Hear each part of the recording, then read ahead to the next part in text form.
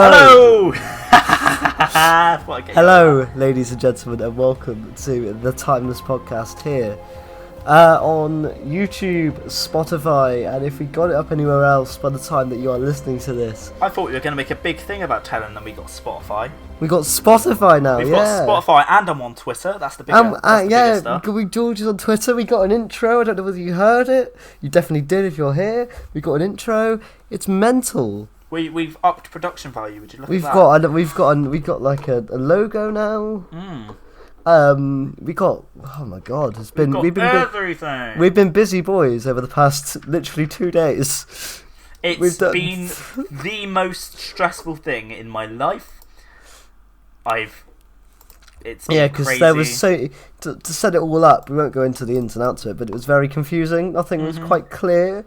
But we had to do. It's actually a lot simpler once you get to the nitty-gritty of it. But they don't tell you how simple it is. Every single video online, every single web page, every single source was just like, you need to do this thing, and then this thing, and then that results in this, and then you need to find this specific code here. No, you don't. Just get an RSS feed.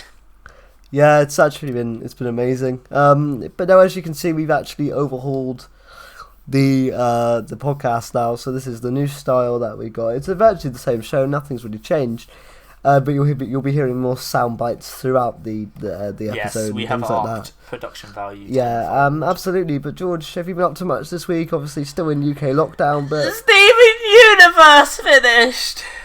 Do you want to talk about this? I'm so annoyed. We're talking about this right now. This is something is something that I don't know about, so I'll leave George to talk about this one. Steven Universe is an animated TV show that I have fallen in love with over the last couple of years. How dare you have your phone on whilst we've upped production value and everything? But no, Steven Universe is this amazing sort of animated TV show that's aired on Cartoon Network for a little while. There's been a movie, there's been all of this good stuff, and they've just finished it with the final episode of Steven Universe Future.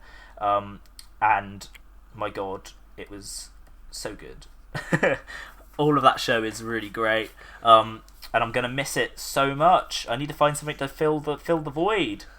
Now, I'm going to sound like a complete noob, but was there like an overarching story that they had to wrap up? Yeah, of course there was. So it's all... The final episode was very much... They sort of finished their overarching story in like the first...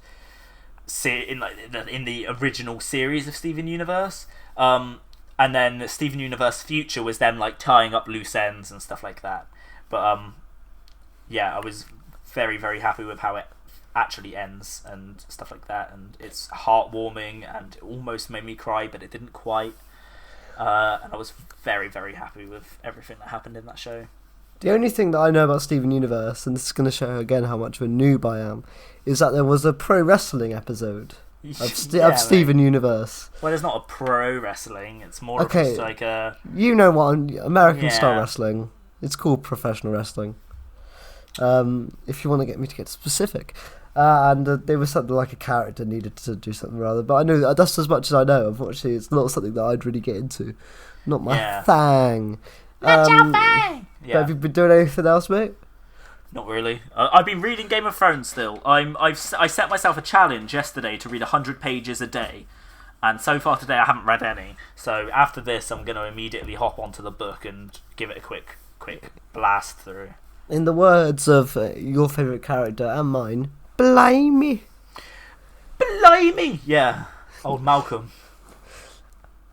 Yeah, it's. I mean, 100 words a day is mega. I've actually got nothing to read anymore. I finished Iwadi on Top quite a while ago. We were talking about doing some book reviews in here, and I do think you should read At Childhood's End at some point. Okay. Cool. Which is the story where Ace meets the 13th Doctor. It's on Amazon for like £10 right now. Cool. So it's good stuff. Either that or get the audio book, but I've got both. I've got the physical copy and the audiobook. Only because the audiobook comes with Sophie Aldred doing all the impressions. I think it's hilarious. She's very good, but she admitted that she couldn't do a Sylve impression. But no, if you guys haven't read the series, the book, I recommend giving it a read. So that's what you've been up to then this week? Yeah, pretty much, man. I've been super busy. With what? No, obviously we had the Doctor Who rewatches this week that we've been doing. They've been in full force. I've been able to actually start, obviously we watched Mandalorian, but we're doing a lot of Disney Plus stuff. Obviously we've still got to do our college work. For some reason. We're not getting marked on it apparently anymore, but we still got to do it. No, I think the good thing about these rewatches, and obviously you haven't taken part yet, I hope you're going to take part in the one coming up we'll talk about later. I now have Twitter. He's now joined Twitter, and you did look at Matt Smith's and Bill Nye's Twitter, and it was some of the funniest stuff. Yeah. But first of all, there was the Rose one, the Trip of a Lifetime, which I believe was last Saturday, if my memory serves. It might not have been. It was definitely the. Well, wasn't the 50th anniversary first? It was but that was after last week's show. Okay. No, that was before last week's show even. So we talked about that last week. I see. And then we had the Rose one, which was for the 15th anniversary of Rose. And then we had this one, which was definitely the biggest one for sure, because we had Matt Smith, Karen Gillan, man, Tony Curran, who played Vincent, and Bill Nye, just tweeting, and it was some of the best stuff. And I think it shows how good the fandom can be. Yeah, we've all sort of come together on Twitter, especially after the sort of divide that Timeless Children provided. It's nice to see a lot of people come in and seeing them rejoice after some, what they would deem some good old classic Doctor Who.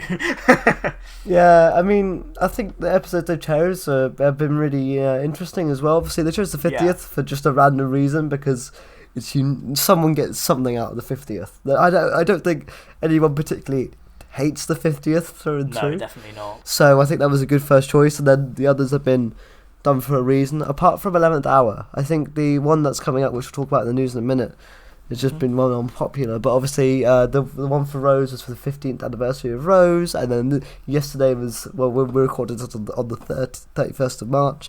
Yesterday was the birthday of Vincent van Gogh, so that's why they did that. And no, I think it's really interesting how they did it. Yeah, man. As well, because of the fact that it got quite emotional towards the end. I don't know whether you saw, but Karen Gillan was crying. Tony, who plays Vincent, was on Instagram saying how they gave him the painting of Vincent and stuff, and he was honoured. And Matt Smith was like, love you all, stay safe and all that. And he even recorded a little video as he was using the 11th Doctor sonic screwdriver television remote to watch the episode, which I love the fact he's got one of those. Hell yeah, he does. Makes me so happy. And interestingly, his mother, Matt Smith's mother, is quite active on Twitter. And she's one of the most lovely people. So as he signed off, she said, "I'm really, really proud of you" and stuff. And those sorts of things. I just love the fact we're coming together in a time of crisis. Hell yeah, we are at the moment. I feel like we are the most active fandom in the world. Just because this entire thing's happened and everybody has taken to Twitter and just stayed in contact with people, and for some people it's the only bit of human interaction they're getting. Yeah, one thing I do find a bit sad is that I don't know whether it was yesterday as well in the afternoon or Sunday evening, but there was to be a class rewatch, which I think only certain people took part in. Now, the composer, Blair Mowat, who is actually a very good composer, the music from Class is the only decent stuff in there, is genuinely, he was the one that organised it, but I just don't think many people got involved, because Class is, well, it's something. Class is, yeah. Yeah, it is something. It's on Netflix if you want to watch it, but not for me. They don't want it for BritBox. And then I think there's a Torchwood one coming up as well, but that's with John Barrowman on Instagram Live. So nice. I don't know when that is, but if you want to go hang out with the Barrowman, then to watch some Torchwood. But it's just because I don't know how to speak for you, but during this crisis, I feel like I'm doing okay. I'm handling myself pretty well. I'm not feeling too sad or depressed. Some people are. I'm doing pretty alright at the minute. Obviously, Yeah. I'm not enjoying myself. I'd rather be able to go out and see my family and friends and all that. It's Yeah, of course. quite sad, but I know some people are doing they're not doing their best at the minute. And I like the fact that these rewatches are bringing people together, and just keep them rolling. Become a part of these things, guys. If you're listening to this, because they are something special. And I think even if you may have fell out of love with Doctor Who, join in these rewatches on Twitter. Because there's no like, I rarely, if ever, when I look on Twitter, I know you've only just joined, but I rarely, when I look on Twitter, see the hate anymore. When during these rewatches, as they're like, oh, Chris Chibnall ruined it all. However, there was something that was really stupid. That they put up a happy birthday, Chris Chibnall, and there was like, kill yourself in the comments. Like, guys, can we stop this? He didn't ruin Doctor Who. Just come back in. Doctor Who ruined him. Just come back in 5 years when he's gone, if you don't like it, and it might be better for you. It might be worse for us. I personally really enjoyed his work this year, and I will continue to say that. But I don't want to reveal what it is. I've already revealed to you, but I'm working on this massive project for the main channel, this massive editorial. He is going to do. No, I'm joking. I wouldn't. I've been scripting. It's been hell, but I'm really enjoying it. It's going to take a while to edit, but while I'm stuck in isolation, I thought may as well be productive. So there is a big editorial coming. I'm working on an animation at the moment as well as possibly starting to script my own like stop motion animation series that I'm going to be uploading to YouTube. Absolutely, and also check out the Planet Zog Productions channel, because there will be an audio adventure coming out soon. Not a Doctor Who audio adventure, just an audio adventure. However, me and George, if we have time, we might script a Doctor Who audio adventure or something, get one done. Maybe, yeah. That'd be something to do, because I know some people are wanting for more audio adventures to easily get.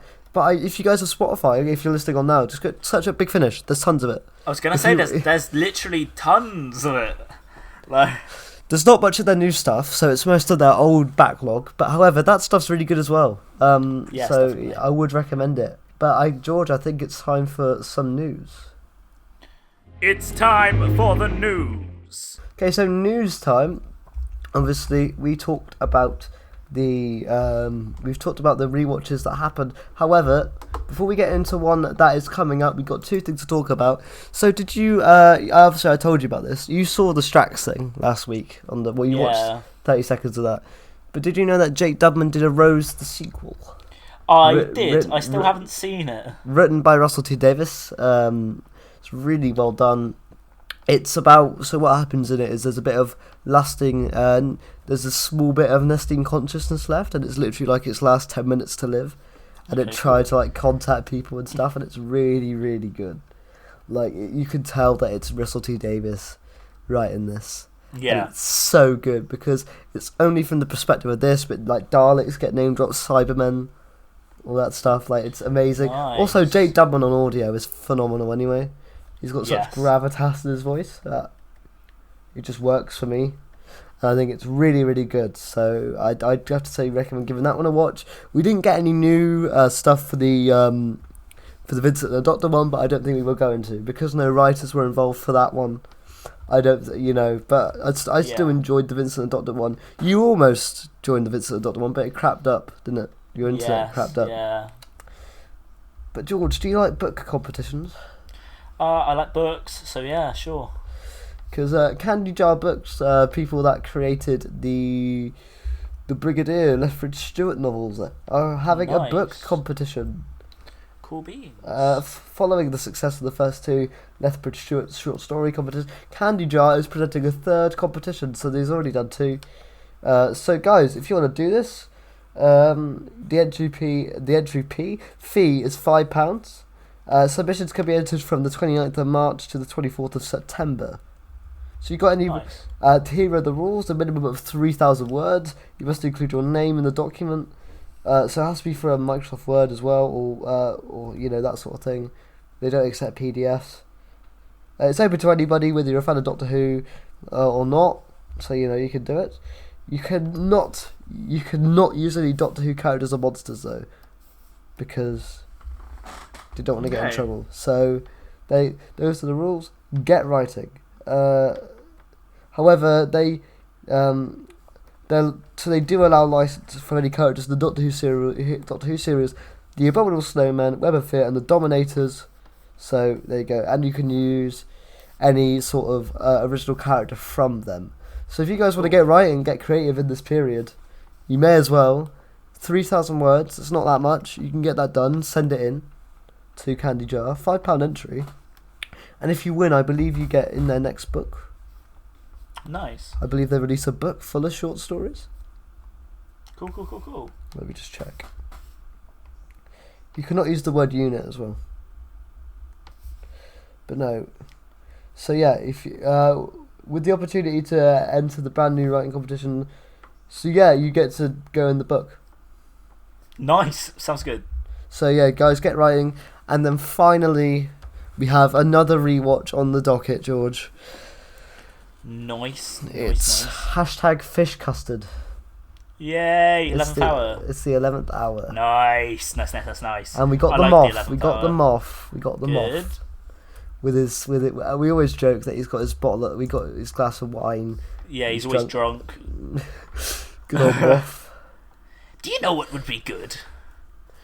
Yeah, if he is now Strax. Hillywood. I'm trying to write. So no, it's the 3rd of April on Friday, 7 p.m. Guys, get involved. Again, these are good. 11th hour's a cracker, so I don't see why you wouldn't want to get involved. It's just it's some fun, isn't it? I'm not going to give my opinion on the 11th hour because we haven't done it on the pod yet. And also, I've made a spreadsheet of episodes coming up, but George doesn't want to know them because he doesn't like knowing things. Yeah, I don't. I'd like knowing what I've got to do a week before I've got to do it. And in podcast sense, that's not very long. No. So I find out what we're doing next week when you do. Yes. There's no confirmation yet whether Matt Smith will be a part of this one, but we do know the moth's there. So hopefully we can get Smith back. He seemed pretty fun on Twitter. Get Arthur Darvin involved. Why not, eh? Yeah, why not? You need something to do. Now, there was a tweet from the Matt Smith account where Matt Smith was like, "Is Rory dead yet?" or something. And I don't know if that was to dig at Arthur Darville or whether it was just him questioning. Not knowing where it is in the series. Because obviously they film these in random orders. They don't film it. If you guys don't know, on film sets, they don't shoot the stuff like we view it. They have filming blocks with different directors and different countries they got to go to. So sometimes, and also they won't shoot an episode in order either. It will be all around the place. So the first day on set for them was when they walk into the church, and Amy's like, "I'm sorry, you're sad." And he's like, "But I'm not." And then she's like crying, and he's like, "Why are you sad?" And she's like, "I really don't know." It's because she's thinking of Rory. Actually, their first time on set for Series 5 with Matt Smith and everything was... I was just talking for that episode, but... Oh, I see. I was going to say their first time on set was the Stone and Flesh or whatever, Flesh and Stone. Oh, was it? Yeah. When they're outside. When they're outside the Crash Byzantium. Oh, so Alex Kingston was in Matt Smith's first scene. Yeah. That's why he's got weird hair in that episode. Yes. That makes sense. I was always like, why has he got strange hair in that ep? But then it goes back to normal. But no, we got a bit of merchandise to go through. So let's get to the merchandise. Did you say merchandise? We've got merchandise. We do. Oh, we got a little shop. I love a little shop. Only one piece of merch this week, but it's still merch. I think it's something George will be interested in. Not for me personally. What is it? It is the brand new 5.5 inch 13th Doctor electronic TARDIS. Electronic TARDIS this time? Yes. That's been a thing for ages, mate. The 13th Doctor was brand new, mate. No, the 13th Doctor... It's brand TARDIS. new. It's coming. It's not... I've seen reviews of it already. It's not even available on Amazon yet. The flight control TARDIS? No, not that one. Oh, the inside? Yeah. Oh! Okay, I now know what you're talking about. That sounds cool. That might be something for me, yeah. The Doctor Who 13th Doctor TARDIS is a replica of the TARDIS featured in the iconic sci-fi series. The electronic TARDIS has multiple features, including opening doors and takeoff/landing sound effects. In the TV series, the TARDIS reconfigured itself with the 13th Doctor with a striking new crystalline and honeycombed detailed control room, otherwise entitled an ugly control room. But that's my opinion. I don't know what... I mean, we have never actually talked about the TARDIS. What do you think of 13's TARDIS? This is a good time. This is a good time to chat about what I like it. It's too dark for me. It's the reason I don't like the Series 1 and 2 Tennant one. Or the Eccleston Tennant Series 2 one. Yeah. It's just a bit dark. But the issue with the Jodie one is it looks so small. Yeah. Whereas, like as you said, we agree on what the best TARDIS is. Matt Smith's first. Matt Smith's first. Yeah, of course. 100%. Because it's so big. I know a lot of people don't like it. Actually, it was voted the second worst TARDIS of all time in Doctor Who magazine. Really? But I really like it. I love it. It's I just, love it to bits. But no, I don't like this one. I won't be picking this up, but I'm not big in my figs. It's not B&M exclusive. They're available to order from character options online. Fantastic. I hate character. You can also get it from Forbidden Planet. Don't give character the direct money. Also, because I believe they're asking for more than Amazon is, which is amazing. Nice. How much is it? On Amazon.co.uk, it is $17.99. Bloody hell. And on Forbidden Planet, well, character are getting 25 out you, mate. And on Forbidden Planet, it's 22, not 49. So Amazon is the cheapest place for you. Cool. Right. Now, we got some non-Who news that I forgot about, so sorry. But this is just to wind up George, so it's not really news. Well, it is news, but only because I'm joking. So, Sony Pictures have pushed back many of its major tentpoles for 2020, including but not limited to Morbius, which stars Matt Smith, don't you know?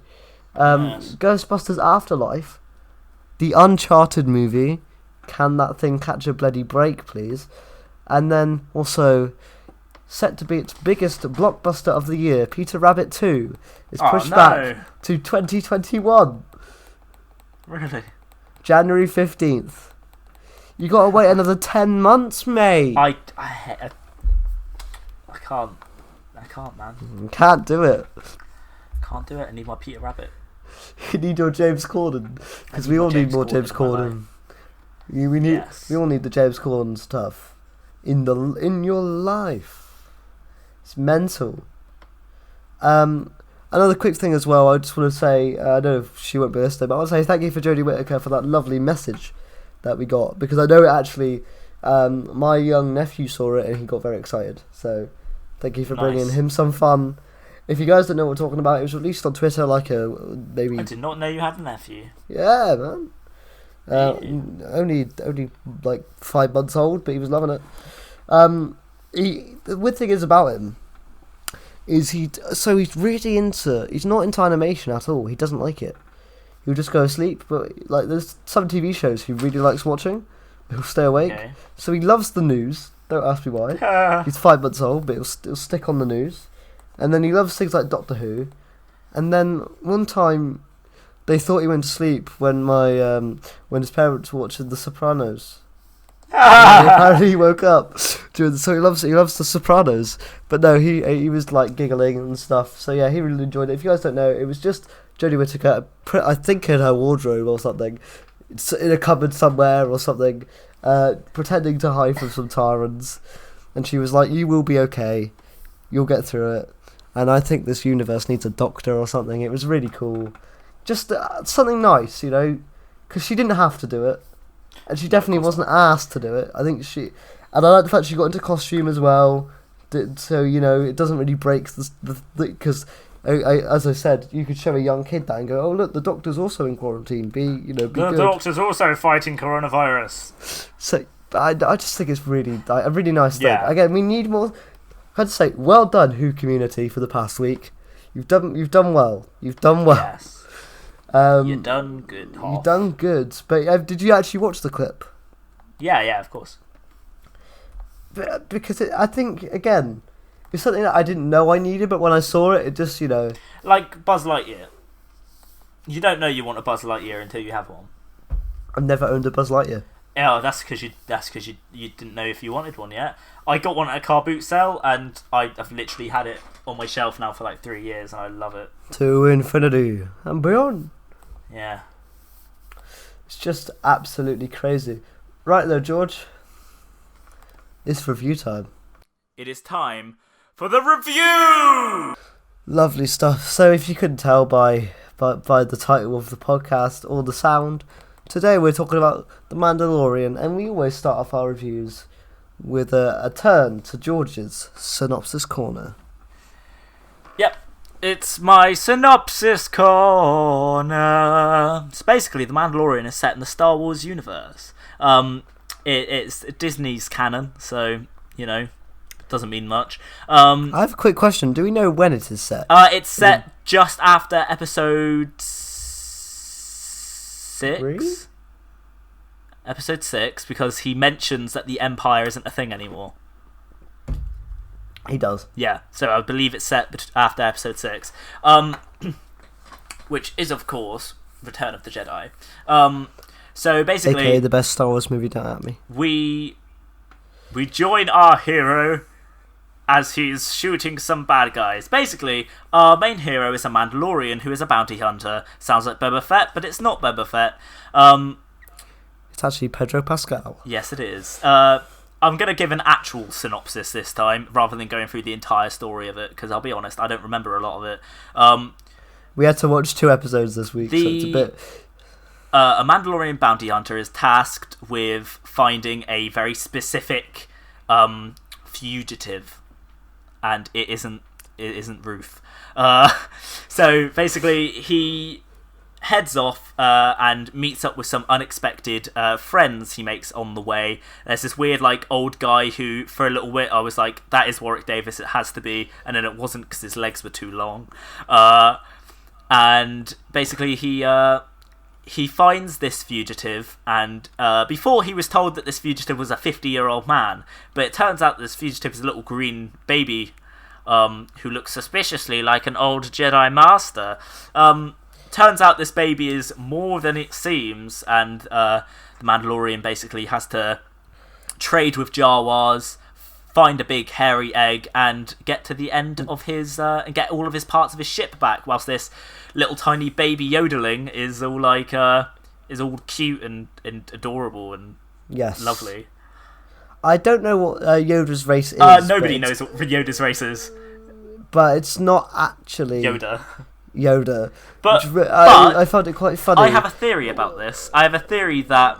Do you want to get into it later? No, we'll get into this now because it's not like a big theory. I think that Yoda's species rebirth themselves after death, and that this is actually Yoda, and that's why he knows how to use the Force. Either that, or his race is just naturally Force sensitive, and it's the last of the Yoda race. Yeah. But it was thought that Yoda was the last of his race, so I genuinely think that if you don't kill a Yoda, one of Yoda's species properly, he'll just rebirth himself. But then obviously we see Yoda's Force ghost in Last Jedi and shit like that. So who knows?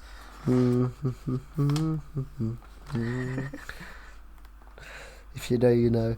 But no, The Mandalorian, I just want to say, was created by Jon Favreau, which is genuinely Happy Hogan created this show. Yes. And it's actually, like, credit to him, first of all. But also, the episodes so far have been directed by Dave Filoni and Rick Famuyiwa. Sorry about the butchering of the spelling. And also, it stars Pedro Pascal, Nick Nolte, Taika Waititi, and more. Yeah, I didn't realise that Taika Waititi was in it until I saw his name in the credits of that episode, and I was like, what? Who did he play? And then like I was like listening out, and I like scrolled back through the episode and was like, oh, he was the droid. Yeah. But George, what did you think to Mandalorian, man? I'm quite partial to anything Star Wars, and obviously with Disney taking in control, Star Wars has been a bit off recently, but obviously... Rise of Skywalker is second best Star Wars movie, don't at me. Oh my god, don't say that on the internet, mate. I am. I'm doing it. You are actually going to get... I'm going to get shredded, I know, but shredded, mate. I love it. I'm sorry, I do. Do you? Yeah, genuinely. I still do. Rise of the... Oh my god, really? It's my second favourite. You, obviously... It's why Empire Strikes Back is... Empire Strikes Back is like my 5th favourite Star Wars movie. Really? Yeah, I don't know. I'm I don't know. You It's definitely- prefer no, because I know that your least favourite Star Wars is Attack of the Clones. You prefer Definitely. Phantom Menace. Actually, everyone does. No, If you look at Phantom most Menace is dreadful. Yeah, you're alone there, mate. In all the rankings, No, Attack of the mate. Clones is normally it's either normally Attack of the Clones or it's Solo. But I haven't seen Solo. I haven't if I'm seen honest. Solo. I think I might actually watch it. at I some will point. do because it's on Disney Plus. Yeah. So I can't believe you think. Okay. I'm sorry, but I think what I think. Yeah, sure, man. I mean, I do of course. also enjoy Last Jedi and I enjoy Force Awakens. Force Awakens so is good. Maybe I'm just a Disney shill. Who knows? I think that you're actually sent to the planet by Disney, and that you're not actually. Well, no, because they made the worst film of last year by a country freaking mile. What was that? The Lion King remake. Okay. But yeah, so I don't enjoy everything Disney do. Don't worry. But George, what did you think of Mandalorian? Yeah, I thought it was very good. I thought it was very good as well. I'm still trying to get over that you think that what's it even called? Rise of Skywalker is your I've told you Star this. Wars film. I know Second. your second It's second. favourite because what's your first? Return of the Jedi, Return of the Jedi. Return of the Jedi is a good one. which normally is people's least favourite of the original trilogy, so maybe I just have bad opinions. Really? Normally, yeah. I like Return of the Jedi. I really like Return of the Jedi too. Anyway, right. Back on track. I did like this one. I liked... so it sets up the character really well, I think. Doesn't necessarily give him a backstory, but alludes to it. He doesn't need one either. He's a Mandalorian, that's what we need to know. All you need to know about this guy is that he kicks ass and he looks good doing it. Unless he comes across a big space rhino, in which case he's about to get his ass kicked. Yeah, he's about to get his butt kicked. The first thing I really enjoyed it too. I thought it was cracking. It's always good. It's always good with a show that I almost watched episode 3, but I can't because in 2 weeks' time, after our next Doctor Who show, we have to watch. By the way, I'm so happy there's recaps at the start of every episode. Yeah, so because that means I don't have to go back and watch episode 1 and 2, or at least try and remember what happens. If there's a recap showing all the important stuff, it was really cool. But no, I thought the ident looked cool. Star Wars ident. Yeah, and like the Really entire nice. I saw Darth Vader's head and was like, oh my god, what? And then yeah, it like changes. It's so cool. It's so cool. This shows that when you let a creator do what they want in the Star Wars universe, like Jon Favreau, I'm pretty sure obviously there was some Disney meddling, there's no doubt, because they're Disney, but if you let them do what they want to do, you'll get results. Yes. Now, I'm not saying, obviously Rise of Skywalker isn't a perfect film. If anything, it's very badly made in terms of if you want a linear storyline. Yep. I just personally like the film on its own merits because, hey, I like an ending and I like cheesy. They gave Palpatine a family. I don't. Yeah, man, Palpatine fucks now. It's cool. Oh my god. Excuse my language. Yeah, but, man, we're on Spotify now. You can't. But no, I enjoy it. I enjoy it for what it is. Do you know what? I don't. If you want my actual quick opinion, I don't think it's a very good movie, but I enjoy it a lot. So I know. Okay. I know it's poorly made within the trilogy. I respect that. But I enjoy it. It's how I know that Amazing Spider-Man 2 is the worst Spider-Man film ever, but I still have a soft spot for it. That's sort of me in Spider-Man 3. That's why Spider-Man 3 is my favourite of the original trilogy of Spider-Man movies. Nice. Again, we need to do an episode on the original trilogy because I think that's what. Actually, no, we might end with us punching each other in the face somehow, even though we're not in the same room. The original trilogy of Spider-Man movies, I know you actually think they're really good, and I think they're really, really bad. Oh man. We just don't agree. We do on this though, but I have to say the first thing that came that made me go, "What the hell?" is the look of this show. It looks like a movie. Every episode, the budget must be insane because I was like, "Oh, okay, it's gonna look a bit out of place." Sort of like when you have a film and then they do a television spin-off, it's like it's not gonna look as good. For example, the what was it? The Star Wars Christmas special. Yeah. But no, this looks really good. Like this looks like it could be a film quality stuff. They've done incredible with the look of this film. Yeah, man, totally. The action is the insane. action's awesome. Yeah. The action is phenomenal. Like, that is the best part of this show. Because in episode 1, he was obviously it's the beginning, and he's sort of just meandering around the place for the first 25 minutes, and you're like, okay, this is fine, it's interesting, but nothing's happening. And then as soon as we get that fight where they're trying to get the thing that they need to get, it just goes up a notch, and it's insane. And I freaking loved it.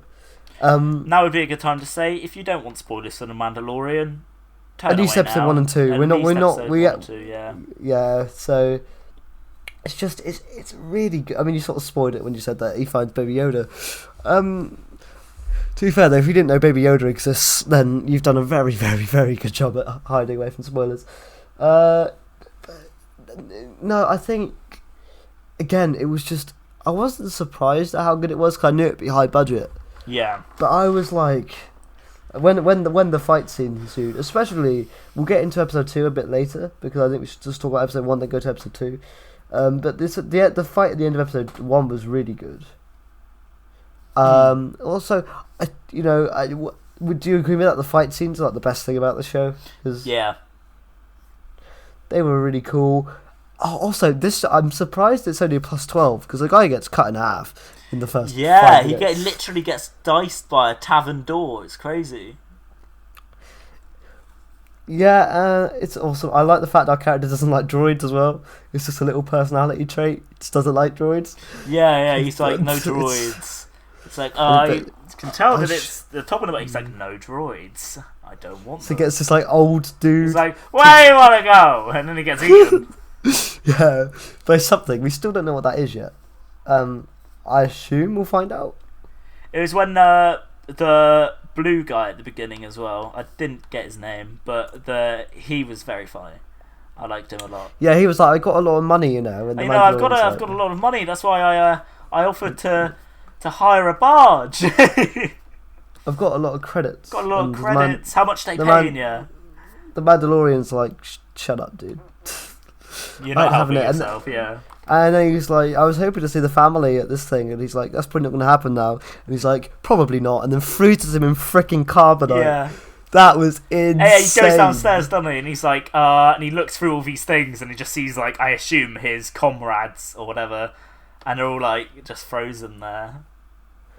Because the thing is, I was reading up and some people were like, this is more Star Wars Disney fan service. And I was like, if it's established in the films that someone can get frozen in carbonite, it would have been a different story if that was Han Solo in carbonite, because that wouldn't have made any sense. Yeah, of course. But the fact it was just some random dude, it makes I was thinking to myself, you always get those complaints from other fans that are like, well, if this character can do that, why don't they do that all the time? Yeah. In a show, like, why doesn't the Doctor just go back in time and fix things? Why doesn't every enemy that the Empire have just freeze them in carbonite? Because then they can't really come back. Yeah, unless you're Han Solo, because because he's Han Solo. He's Han Solo. Xbox Connect. Yeah. Do you know what I'm talking about? Oh, that's why I started singing it. Good. I'm Han Solo. I'm Han Solo. I'm Han Solo. I'm Han Solo. Solo. Dreadful, right? Yeah, it's really good stuff. I really like the fact this is a different side to the Star Wars universe that I actually want to see. Yes. Like, they could, like, Solo, I don't need to see a Han Solo backstory movie. That's why I haven't watched it. Because I don't need to know how he gets his name. Why do we? His name is Han Solo. It is what it is. But this side of the universe, these bounty hunters, obviously we had Boba Fett and Jango Fett and stuff in the series, in that main series of films. Yeah. But we don't know much about them and their lore. And we get a little bit in episode 2, which I'll talk about, a line that I really liked. Also, they did a really good job in this to make it feel like it is the Star Wars universe. It didn't feel like a knockoff. It didn't feel like this. It definitely felt like we could have had the movie characters go to these places. I was going to say, like, Jawas being in the second episode and stuff like that, and yeah, I agree with that. And when he's, even the land speeders they were using in, like, the first 5 minutes were reminiscent of Luke's in New Hope and everything. Yeah, it's really good. And then when you see the stormtroopers in episode 1, it's like, they look so good. Yeah, and they're all, like beaten up and everything. Yeah. Yeah, it's insane. And I like the amount of mystique behind the Mandalorian character. Like even the stormtroopers didn't even really want to touch him. They put his guns towards him, but when he came in, they were looking him up and down. Just little things like that. Yeah, it gives the Mandalorian character such presence, and the characters he was speaking to and doing trades with, that was really cool. And then they were like, your reputation precedes you and stuff. It's just really good writing. Really good writing. Good work from Favreau. But obviously, as we say, the story picks up when he goes to this planet, meets Nick Nolte, who is the small dude. It's Nick Nolte. Okay, cool. And he gets attacked by these creatures, but Nick Nolte blow darts them and stuff. And then he like does a bit of would you say training with the creatures? Yeah, there's like a weird training sequence where he sort of like has to learn how to ride this two-legged dog thing, horse. But Nick Nolte has a lot of respect for the Mandalorian. Yeah, he's like, you are a Mandalorian. You're gonna. Your ancestors used to ride these giant beasts, and you can't ride that young, supple female thing. I don't know why I went into that much detail with it, but you get what I mean. Whatever you're into, George man. Just keep it going. Keep it going. Keep her going. It's just, I'm struggling to come up with words to describe how impressed I am visually, because the story hasn't really kicked off yet. This is sort of like the prelude. I assume the next 6 episodes is when we'll really get him on like a season-long quest to do something. Because these first 2 episodes is him I just think trying it's going to be, he's going to end up not trading in Baby Yoda. Oh yeah, he's definitely. going to have to protect Baby Yoda from the rest of the bounty hunters that are coming after it. But if you guys haven't seen it, I definitely urge you to watch this. Go get Disney Plus. It's a great service. £6 a month for all that stuff. Yeah, I believe so. Bargain, mate, bargain. It's another phenomenal bit of just quality to storytelling. I love the fact, because this could have gone horribly wrong. Yeah, it could have felt like such a rip off of Star Wars, and could have been like, I couldn't imagine Luke going over there. But also, I'm happy they didn't just pull the nostalgia straight away. Like, we weren't on planets we already know. Yeah, we're expanding the universe. Obviously, we had creatures like Jawas, which is really good, because again, little bits like that. It's not fan service; it just makes sense. Yeah. But after we have this training montage, we just get like the most awesome scene where he's near the merchandise. I call it it's Baby Yoda, but the merchandise as we know it at that point. And he sees that they've sent another like droid to help him out from the whatever they call it, guild. From the guild, and he's like, oh, for God's sake, guild droid. Oh no. But the guild droid actually kicks ass. Yeah, like, he's awesome. got like 2 guns and stuff. But he makes a massive boo boo because he like makes himself known. And then the Mandalorian's got to help him out. And they have this really cool sequence where they're covering each other, but the droid wants to blow himself up. Yeah, and then obviously it gets to a point where the Mandalorian realises that they were not hired by the same person, and has to shoot him. It's just, it's weird, isn't it? Yeah, it's awesome. But that sequence is so good because you get so many different angles, and you sometimes because of the director of this episode, he did a really good job of making you not know where to look for the people. Like sometimes they'd be right in the corner of the screen on a rooftop. It speaks volumes how good the action is in this series. Yeah, definitely. Because normally for me, I mean, even in the newer films, blaster fights are so boring. Yes, of course. They're so dull, but in this, it works. I agree, yeah. Like, whenever you get a blaster fight in Star Wars, you're like, can we just get lightsabers, please? And I'm sure I'm not the only Star Wars fan that thinks that. We all know Han Solo's great with the blaster, yeah, whatever. But still, for God's sake. But no, again, I just got... In terms of the actual... I'm sorry for getting really technical, but in terms of the actual production side of it, the people in charge of this did a really good job making it look and feel like Star Wars, because that was the biggest hurdle for me going into this. I was like, is it going to actually feel like it fits in? Because that's why, like, I'm excited for the Obi-Wan series and stuff, Obviously, it's been delayed now because coronavirus. But what can you do? In that scenario. But for me, man, this just felt like Star Wars, and that was so good. That was, I don't know what your biggest fear was going, or even if you had any worries about the series, but for me, I was just worried that it wasn't going to feel like it was set in the Star Wars universe, and this first episode was firmly like, yeah, it's in the Star Wars universe.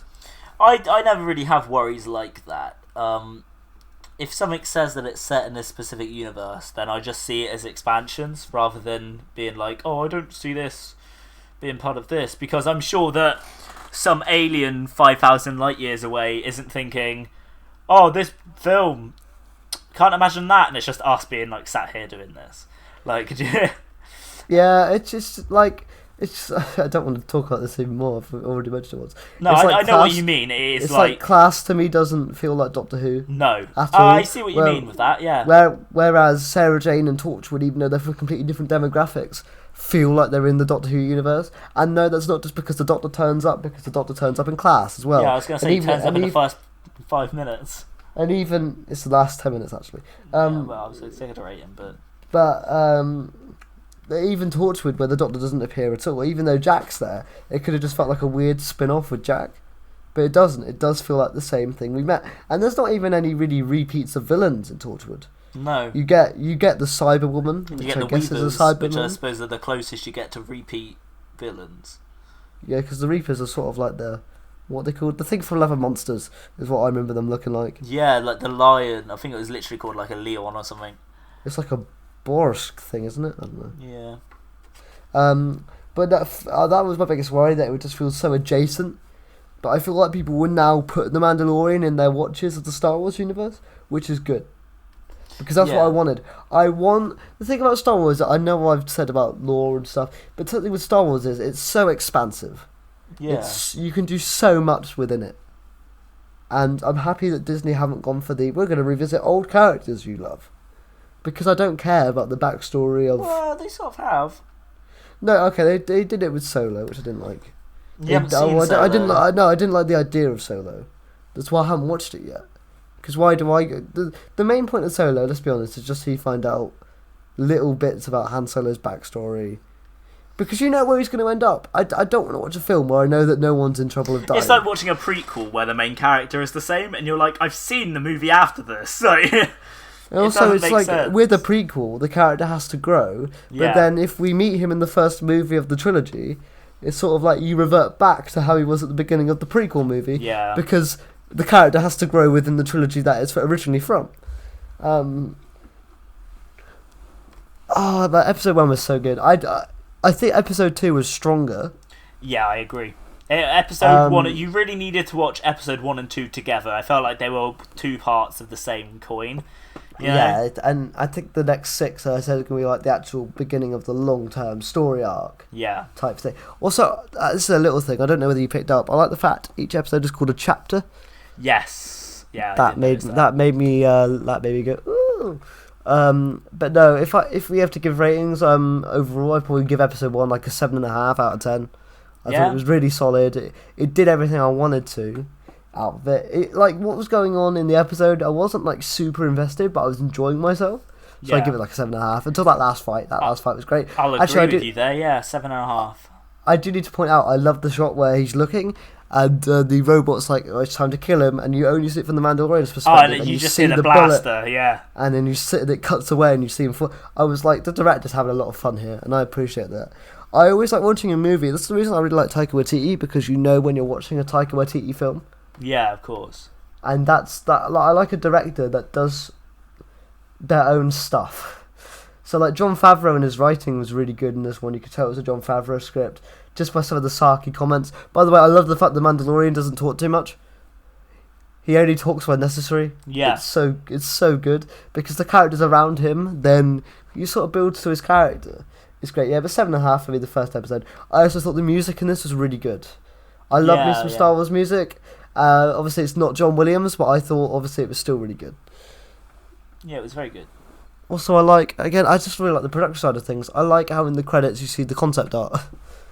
Huh? It makes in the credits it's all the concept art. Yeah, it's really cool. I like that, the fact you get the concept art. Because on Disney Plus they have 2 credits. One you actually have to sit through to go through to the next episode. Yeah. And then one day it's just the basic one. I mean, I'd sit through the credits, not the second long, boring, egregious ones, but I'd sit through those colourful credits just to see the definitely. art, because I think it looks great. But episode 2 is a bit more different this time. So he picks up Baby Yoda. He's taken him. He's done something on his wrist so he can control the thing that Baby Yoda's in. He's in. Yeah. Yeah, I don't know how he does it. Who cares? It's Star Wars. That's my answer. It's the same thing as the carbonation thing, isn't it? Carbonite. Yeah. I think that's why they had them in carbonite, so they could say, like, yeah, this is a thing that he can do, so when he's doing it later, it's less jarring. There's also a bit of slapstick comedy with, like, Mandalorian looking at Baby Yoda, and every time he looks, Baby Yoda's asleep. Yeah. But actually, when he looks away, Baby Yoda's awake. We're going to call him Baby Yoda, because we don't know what he's called, so it The child. just makes sense. I'm not calling it the timeless child. He's literally called the child. Like, that is what he has been dubbed. I'm calling it Baby Yoda. I'm calling him the child. You purist. Yeah, man. But then he heads back to his ship, and it's been ravaged by Jawas. Javas! Yeah. Yeah, I'm that berry now. Look, you have to understand, I have no idea what this means. It must be the name of a rock group or pop craze. Because it's Coldplay and Madame Gaga. Because they're messing with him. That's a Toast to London reference that none of you will get, but I enjoyed it. But no, it's been raided by Jawas, and he meets up with Nick Nolte again, and they're like, right, we're going to sort this out.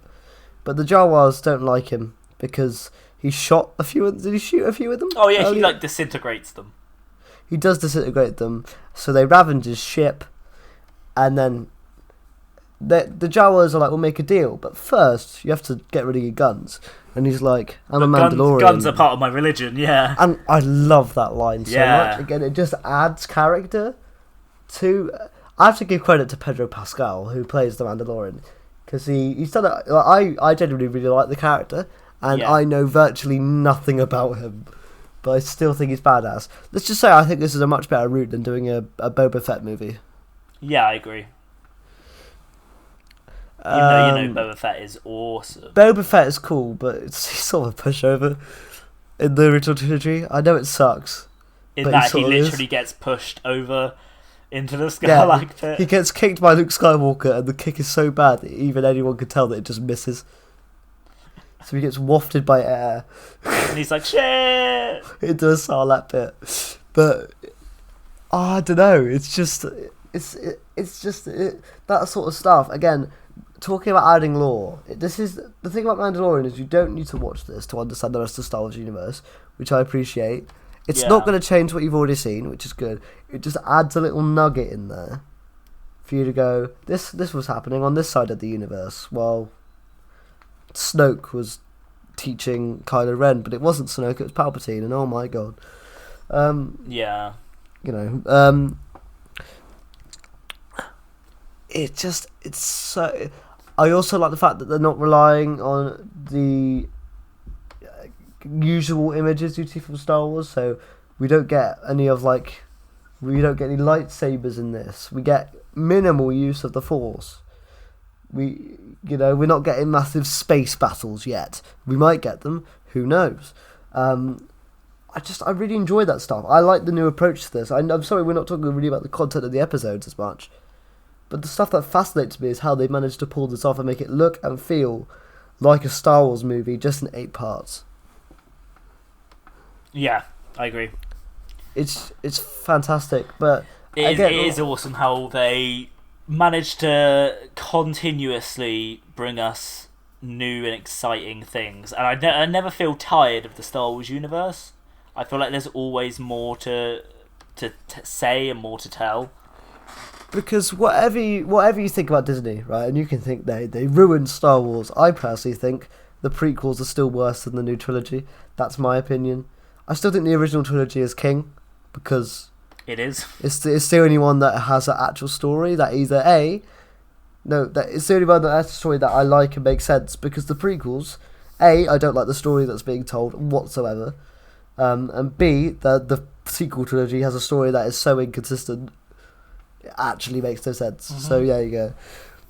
But whatever you think about Disney, they know how to get you excited, and yes, you got to give them credit. Whatever you think. I think the the Star Wars sequel trilogy would have got a lot better if they didn't panic. Yeah. If they were like, right, we're going to add a fourth film and make it a quadrilogy. A quadrilogy, yeah. I don't think anyone would have been bothered. I think they would have gone, right, we're going to iron out, get the feel right, plan it out. Because you could tell that they definitely didn't think that Snoke was going to be Palpatine.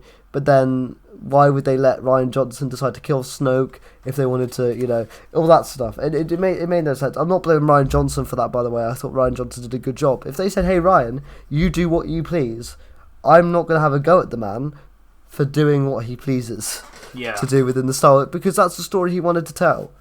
At least he didn't make it on the bog standard Star Wars, Yeah, of course. He could, but I don't know. This just feels like I've not seen anything too negative on Mandalorian just yet.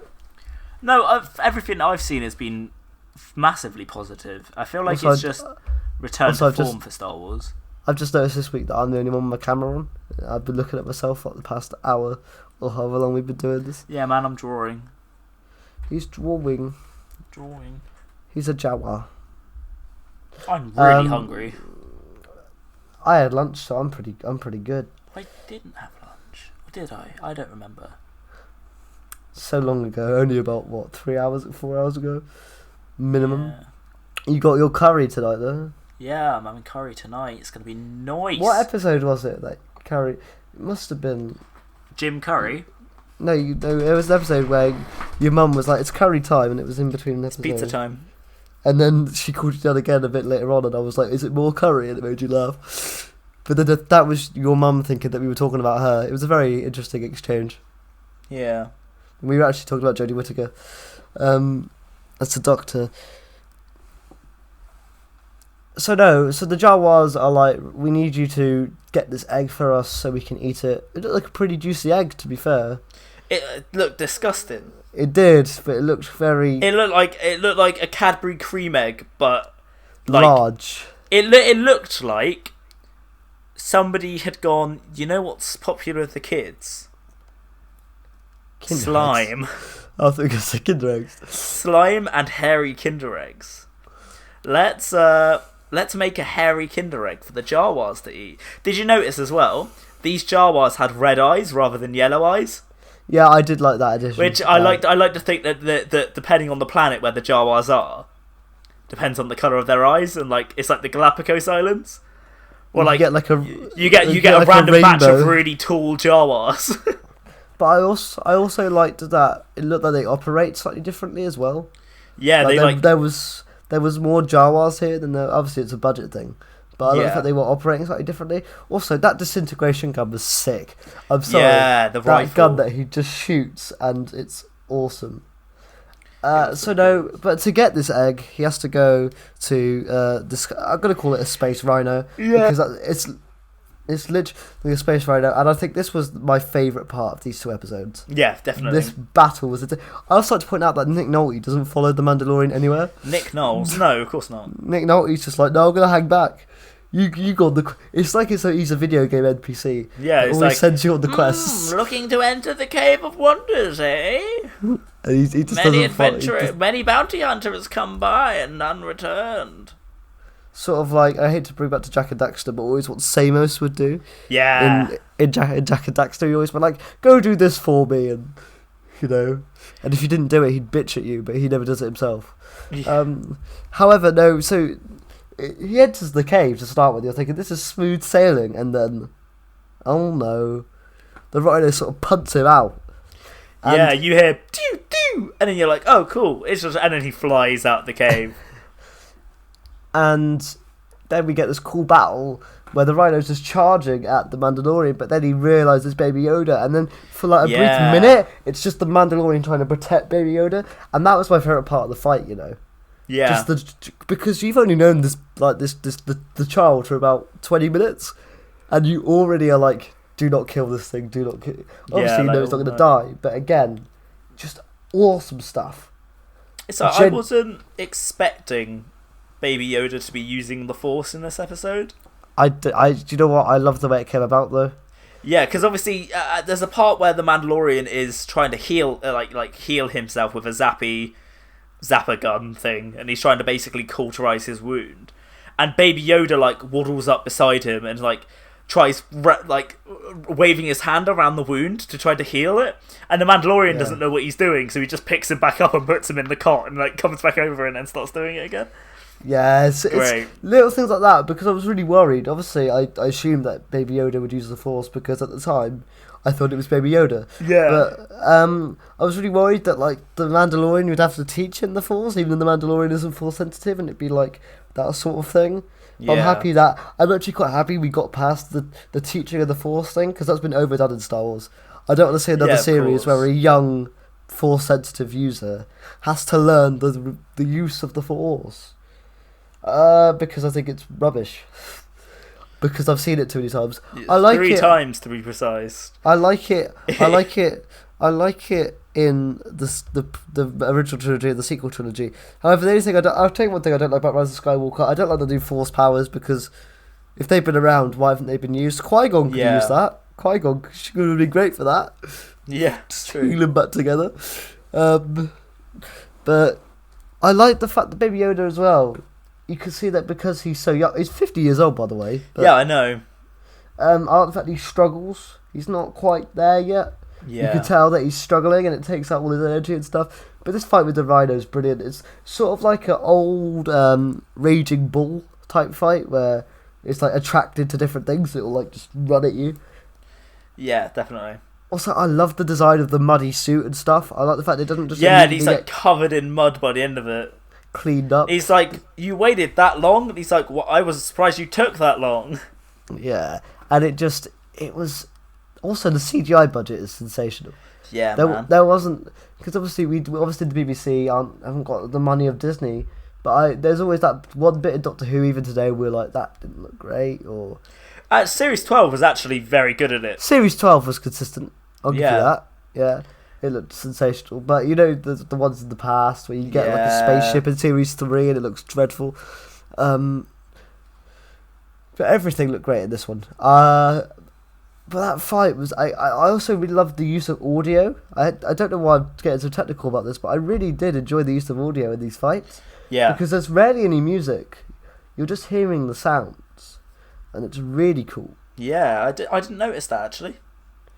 There's not much music going on. You just hear the trudging of the mud, and especially when you don't see what. I like the fact they're using the. They're using. Sometimes you don't see what happens on screen, like the bit in the cave. Yeah. And it's just sound effects, because there are so many. I think the good thing about Star Wars as well is there are so many iconic sound effects. Yeah, blaster noises, you lightsaber. You don't need to see what's going on to know. Of course. You can just hear it, and that's why I think Star Wars audios would be insane. It's the same thing as hearing a blaster go off is the same thing as hearing a bullet go off. You recognise those noises immediately. Yeah. But no, he returns the disgusting hairy egg, like you say. He finally defeats it by stabbing it in the throat. Yeah, he literally does stab it in the throat, I suppose. And I looked at the thing, and it's +9 for this episode, so 9-year-old. Wow. I'm boring George to death. Look. No, I'm just really tired and very hungry. He's tangry. I'm tangry. Don't be a tangerine. Don't be lasagna. Just again, but then he brings back the egg, and then for some reason they have a chief egg checker. One Jawa has to check the egg. Wanders over and then it's Houdini! Nice. That's very funny. It's insane. It's just funny, and then they all jump in, and even the Mandalorian's this looks grim. Yeah. What the hell's going on? So then he gets the spaceship back. They fix him and Nick Nolte fix the ship, and then he's got to get on his way to deliver young Baby Yoda, the child. The timeless child. And then he's Nick Nolte. Maybe that's what they're working for. Yeah. Maybe they're actually the Doctor's not the timeless child. Yoda is. And then turns out that there's been like a Star Wars Easter egg in every single Doctor Who. Yeah, it turns out that the Doctor is actually part of the Star Wars universe all of this time. That'd be mad. Yeah, man. That would be genuinely. That's just mental. And again, you know what that means? What? It means that Shrek, Doctor Who, and Star Wars are all in the same universe. Land of Far, Far Away. Yeah, the land of far, far away in a galaxy far, far away, where Shrek's swamp is Dagobah. Does that mean that Funky Town exists in the Star Wars universe? Yeah, of course it does. And Lord Farquaad. Do you think he's compensating for something? Do you think he's compensating for something? That'll do, donkey. That'll do. Wipe your face. Wipe your face. Yeah, man. If you don't know, kids, it should have been wipe your ass. But no, Nick Nolte's like, I won't come with you, but you've helped my land, so I'll be forever in your... I am eternally grateful. You have saved our lives. We are eternally grateful. And do you know what? I really like the scene though, because there's a lot of respect here. Yeah. Between these characters. And again, we know a lot more probably about Nick Nolte's character than we did the Mandalorian at this point. So we've kind of been seeing, especially this planet, through Nick Nolte's eye. I don't know what the character's called, by the way. I'm sorry. Nick Knowles. I assume he'll turn up again. I don't think this is the last we've seen of this bloke. It could be, for all we know. Could be Nick Knowles. It could be, yeah, DIY SOS. That's fixing up his ship. Yeah, that's what I was just thinking. But again, I really like the dialogue. There's something about Jon Favreau's dialogue, whether it's in an Iron Man movie or it's here, that I just really like. Yeah. He has a very good way of commanding character. Mm-hmm. And I'm kind of sad that we're not having this guy join us on this trip. Obviously, I think we'll pick up friends as we go, but I really liked. I like the return of a lot of practical effects used and stuff like that. Oh, it was so good. It's a nice mixture of CG and practical, I think, and it sort of balances the line between the two. And at least this time in a practical effect in Star Wars, it wasn't Luke Skywalker injecting a thing into an animal's nipple and squeezing it out to get green milk. True. What were you thinking, Ryan Johnson? Like, why did we need to dedicate 30 seconds to Luke Skywalker? Because it harkens back to his blue milk drinking. The blue milk. I do and like. Also, it gave them another drink to sell at Disneyland. What's your kind of favourite milk? Are you a semi-skimmed man? What does this have to do with? I was just wondering, man. I am very much a semi-skimmed. I'm a green top. I'm a blue top kind of man. Oh, you're a full fat. At least none of us are red tops, because they're... My mum is, because she's lactose intolerant. Yeah, but that's understandable. Yeah. But my stepmother, who isn't, just drinks it out of the fact she enjoys it. That's... Milk is just cow pus. Ah. That's all it is. Thank you for that. It's just pus. But it tastes so good. No, and then we end the episode off with a nice... If you chilled human pus, do you think it would taste the same? Can we not get into this? Probably. Do you know what... No. Oh, man. I feel like it tastes like... Yeah, let's not get on to this. Lasagna.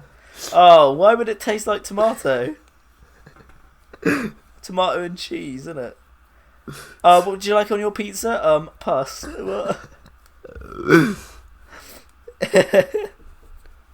Just a bit of pus.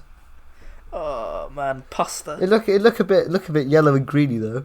What are we doing? Sorry, listeners. So we sort of leave the series with the Mandalorian and the child going on the space adventure. We get a nice little joke with the characters where the Mandalorian looks at Baby Yoda and he's asleep in the cot, and then we get the same joke where he looks away and the Baby Yoda wakes up, and it's like and then they go into hyperspeed and roll credits, baby. Really good stuff. Episode 2, I enjoyed it a lot more than episode 1, and I thought episode 1 was great. It's because it's a good third of it was just that fight. Yeah, and then I feel like the first episode was just him walking about for a bit. Yeah, it was sort of meandering. It was sort of setting I feel up. like I say, I feel like these 2 episodes needed to be watched back to back to get a good idea and to find a good place to actually finish it off. Yeah, because obviously, if you guys don't know, we're going to be watching these for the last few weeks, and then if quarantine's still going on, which it probably will be, by the time we finish this, probably just about, because there's 8 episodes coming out, we'll finish it in 4 episodes, so yeah, before Mandalorian episodes, so if so, we'll do like movie rewatches and stuff. Nothing confirmed yet, but doodly. Just genuinely some really solid television. And this is never going to be one of my favourite TV series of all time. Let's just get that straight out of the way now. Yeah. But I thought for a Star Wars show, I say that as if Star Wars is bad. I really like Star Wars. For something that I thought was just going to be alright, I ended up really enjoying it. I really want to find out what happens next. As I said, it's always really good when you have to try not to watch the next bit of a series you're half reviewing. And I really wanted to watch episode 3. And I was like, I can't do it, no. This is I don't know why I turned into Boris Johnson, but... the UK, I've got coronavirus. The UK have coronavirus? No, I said the UK and then I have coronavirus, because Boris Johnson has coronavirus. Yeah, I hope Boris is doing alright, actually. Yeah, so do I.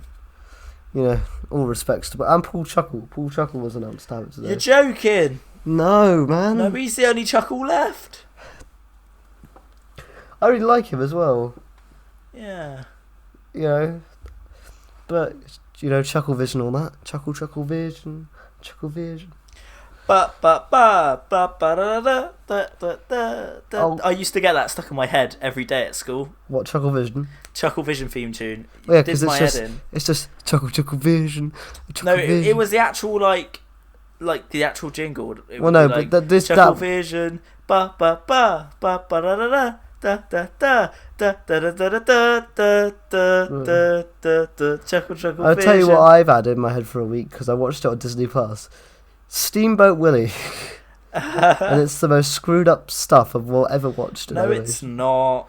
It's good stuff. I like it. It's good. Don't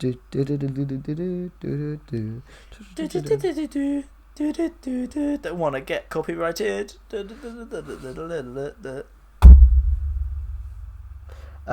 no, I think it's time for scores on the doors for episode 2. I'm giving it a whole mark up. I'm going to give it an 8.5 out of 10. I was just going to give it an 8, yeah. So you're going to go half a mark up and I'm going to go a whole mark. Yeah. I don't know, man. I think when the action's good, it's really good. I think, that second fight could be one of the best fights in Star Wars. Yeah?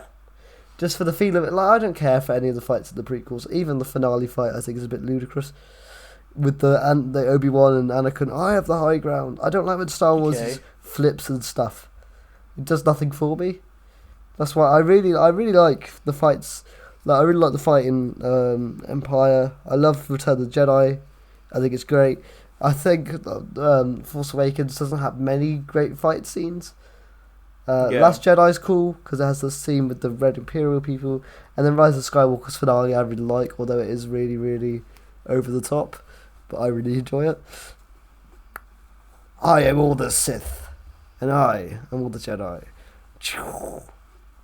Awesome stuff. Awesome times. But no, I think overall that was a success. We didn't argue, apart from there was that brief Rise of the Skywalker. I don't understand why you like Rise of Skywalker so much, mate. Do you know what, me either? But I do, and I like what I like. I don't choose what I like, I just do. Fair. It's like you with Zelda. I don't like Zelda. You can try and... Mate, don't bring Zeldies into this. This didn't go well last time. Yeah, George got really annoyed. Yeah, I found it rather amusing. I didn't stop it. I know you didn't. It was something. Was that episode 7? Yeah, can we just, by the way, guys, we were as we were uploading these last night, we looked at episode 7 and we went, this is by far our worst podcast. Yeah, episode 7's a doozy. But episode 8 was stinker. You know what? I really like episode 8 because it's not very long. This one's back to our normal length because we had stuff to talk about. Yeah. And it was really, really good.